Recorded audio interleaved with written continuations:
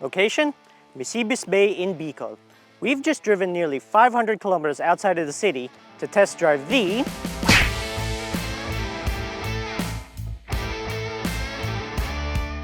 all-new Kicks features a design that has some key curves and some subtle lines that should appeal to buyers of every age. Up front here, you have this honeycomb grille and this big Nissan badge in the middle. And if you recall, Nissan actually revamped its logo a few years ago, so that's that new design there. Then along the side here, you get these slim LED lamps, daytime running lights along the bottom, and you actually get some Kicks badging along the side here. And then on top of the hood, again, some key curves here. It's a very round shape, but it has some subtle hood strakes that give it a bit of definition. Underneath here, this variant features 17-inch tires with bicolor alloy wheels. This being the top of the line variant, it does have a bit of chrome here, and then it matches the silver accent up here. And if you look at the pillars and the roof, this is actually a bicolor design, so it's blacked out up here, body color down here, and the design looks pretty European, doesn't it? So as we move along the rear, you get these boomerang-ish tail lights here that actually wrap around the whole of the rear fascia. It's a very youthful design, but it's a very mature design, and this is one that should appeal to buyers all across the spectrum.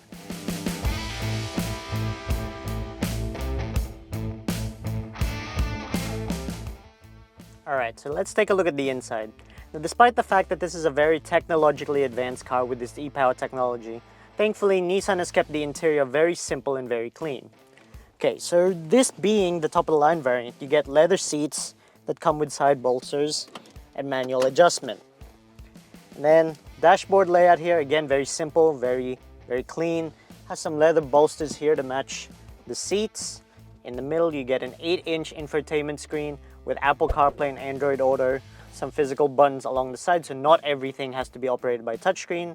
Some knobs here for tuning the radio and the volume. And of course, this being a Nissan, you get the famed air conditioning system, which comes with manual controls.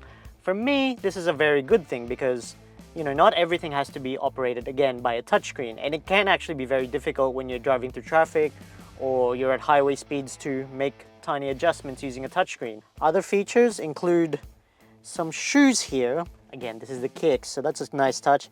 The design here at the bottom of this cubbyhole has some shoes put in. Here you have the gear shifter. So it's a little nozzle here, almost like the size of your palm. You press along the side, select which gears, and then you press to park the car. And you get these switches here, drive modes, EV mode, push button start of course, electronic parking brake, and a really cool feature for me is auto hold, which is starting to become more and more standard these days. Behind the steering wheel here, you get manual RPM gauge and a 7-inch TFT screen.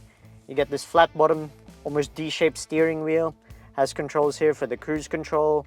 Again, very technologically advanced car, but thankfully the interior is simple and clean. Not only is it nice to look at, it makes it easier to maintain as well.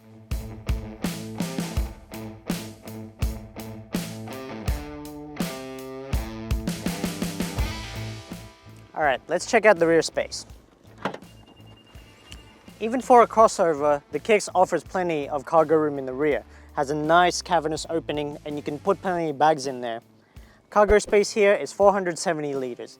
Fold those rear seats down and that number increases to 835. The all-new Kicks runs on Nissan's e-power technology. Total figures here include 134 horsepower and a whopping 280 newton meters of torque. Now when you hear about electric-powered vehicles, you might be thinking, another one. A lot more jargon, a lot more techno-babble. Alright, I get it. Hearing all about sustainable energy, alternative to fossil fuels, all that, it's important to know about these things, but in terms of automotive excitement, it doesn't really inspire. And some of the Kicks' elements do play into that. Electric power steering. It's okay. Doesn't really provide the most feedback. It's not the most exciting thing.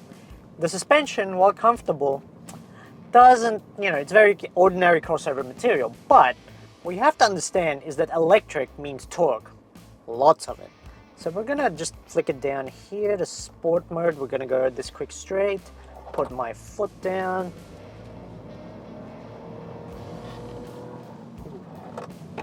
Very quick. See, they say power is what you buy, torque is what you drive, and this thing has plenty of it. In the e-Power, there are two ways to charge the battery. You can either rely on the engine, which uses up fuel, or you can rely on regenerative braking force. One way to do that, especially when you're going down the hill, is to go on B mode. So I'll shift down on the shifter twice. Now this applies a lot of regenerative braking. So I take my foot off the throttle, and that's braking all on its own. I am not stepping on the brake at all. You guys might not be able to see it, but if you look here on the TFT screen, it's charging all on its own. A big question mark people have with the Kicks is if it's easy to use Nissan's one pedal setup. Is it easy to go from driving using two pedals to mostly just one? I'll be honest, it takes a bit of getting used to. I've driven nearly 500 kilometers in this thing, and it took me at least the first 100 to get used to it. But once you do, there is one thing that it accomplishes. It inspires confidence.